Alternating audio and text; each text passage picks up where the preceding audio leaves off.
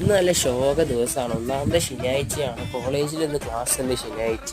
എല്ലാ ശനിയാഴ്ചയും ക്ലാസ് ഉണ്ട്. തേർഡ് സാറ്റർഡേ മാത്രമാണ് എനിക്ക് ലീവ് ഉള്ളത് ഈ ഒരു എടപ്പോയിൽ. എന്തായാലും ബ്രേക്ക്ഫാസ്റ്റ് കഴിക്കാൻ പറ്റിയില്ല, കാരണം മെസ്സ് ഇന്ന് ലേറ്റ് ആയിട്ടാണ് ഫുഡ് എത്തിച്ചുകൊണ്ട് കഴിക്കാൻ പറ്റിയില്ല, കൊണ്ടുവരാനും പറ്റിയില്ല. ഇവിടെ കുറേ സ്വീറ്റ് ഐറ്റംസ് ഉണ്ട്, പിന്നെ ബേക്കറി ഐറ്റംസും ഉണ്ട്, പപ്സ് ഉണ്ട്, മുട്ട പപ്സ് ഉണ്ട്, വടയുണ്ട്, അല്ലറ ചില്ലറ സാധനമൊക്കെ ഉണ്ട്. എന്തായാലും 9:30 കഴിഞ്ഞിട്ടുണ്ട്. എന്തായാലും ബ്രേക്ക്ഫാസ്റ്റ് കഴിച്ച് ലാബിൽ പോകുമ്പോഴേക്കും ഞാൻ ക്ലാസ്സിൽ ലേറ്റ് ആവും. ഐഷ മാമിൻ്റെ യൂണിക്സ് ആണ് ഫസ്റ്റ് പീരീഡ് തന്നെ.